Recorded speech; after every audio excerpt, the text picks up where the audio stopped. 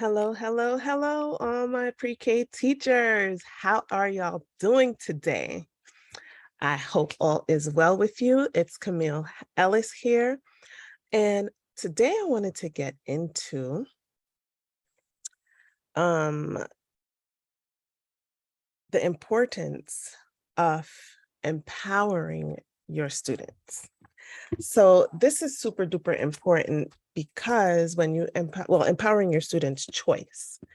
And when you empower your students to make their own choices, you can begin to hold them accountable for those choices. And you also teach them um, that it's okay to make their own choice because some kids, they're so used to adults telling them what to do that they literally don't make they it's hard for them to make a choice. And now, while the child is young, while they're 3, 4, even 2, as young as 2 years old, they can make their own choices. The thing is that's important to remember is that you have to provide the options for them, okay? You provide options that are completely 100% okay with you. Whether it goes this way, it's fine, or whether it goes that way. It doesn't matter which way they choose, both ways are fine with you. So that's the key to helping your students make their own choices, providing them with the opportunities to do so and the opportunities that you provide them to make their own choice um, are are completely 100% fine with you. So for example, when they choose their centers, whatever center they choose, that's the center that they go to. And of course, you would have already built into your classroom core expectations, you would have already built in how they work in the centers and what the framework of working in centers look like, whether it's a science center, block area, all of these things are things that students should already know. They would already know how to pick their center and what the expectations are around cleaning up before, or moving on to a different center. So yeah, so providing your students the opportunity to choose is super important. So here are 4 different ways that you can help your students to make their own choices. They can make their own choices. They can choose where they sit. So I did not assign seats at the table for lunch or breakfast whenever it was mealtime in the classroom. And we ate in our classroom. So um, I never assigned seats. They can go to the table and they can pick any seat they want to. And it's very interesting to see how there are some students who they assign themselves a seat. They have a particular seat that they always want to sit in. And if anyone else sits in that seat, it's a problem. And so we do have to help them realize that, well, our friends can sit anywhere and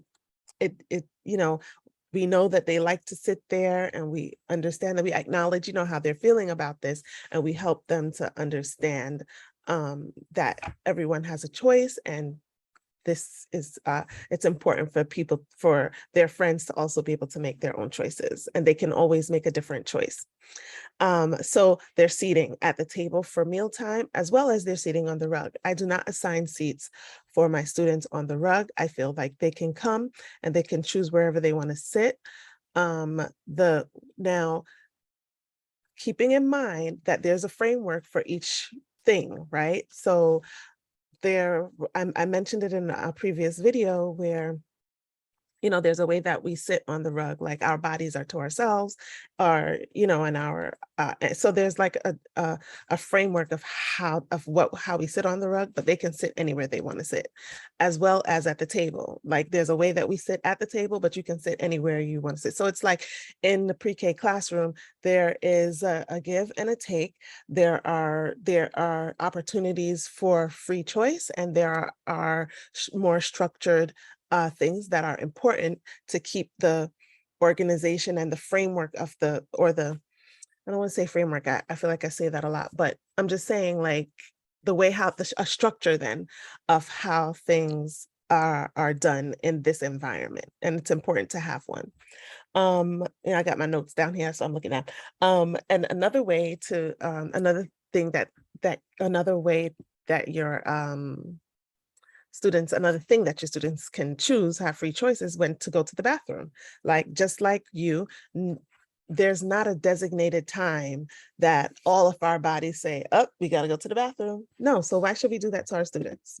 I understand sometimes, depending on the type of environment that your class is in, you may have to structure bathroom time, because if the bathroom is outside of the classroom and you have to line up and walk down the hall to go to the bathroom or something like that, it's different. But if you have a bathroom in your classroom, the students should be able to go and use the bathroom whenever they need to.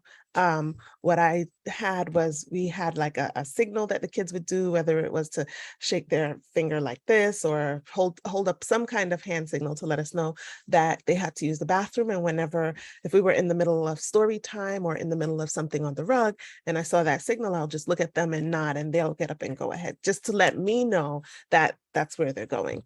And then, so it's where they sit. They can make their own choices on where they sit in the classroom. They can make their own choices on when they have to go to the bathroom. They can make their own choices on what centers to play in. And last but not least, they can choose their own job. They make their decision on what job they want to perform for the week. Now, in my classroom, we have jobs for every student, every single student. We had 18 jobs, and it's important because everyone has the opportunity to do something, to make that choice at the beginning of the week of what area they're going to be responsible for. All of these different components are built into the framework of how we build our classroom structure as well as our classroom culture. So, just a quick recap. Empowering choice in your classroom is extremely important. Teaching your students how to make their own decisions, or that they can make their own decisions. It's okay. And it comes with sharing the control. I don't have to tell them, everything. And if you had to tell 18 kids or 20 kids or however many students you have in your classroom how and when to do everything, you would literally drive yourself nuts. So the sooner you can begin training them to make their own choices and help them to understand that, this is what they have to do if they need this, and they can go, feel free to do it, um, then it'll be a game changer for your year. I hope that you found this valuable. Please leave a comment. Any questions below that you may want me to answer, feel free to leave them below, and I'll see you guys next time.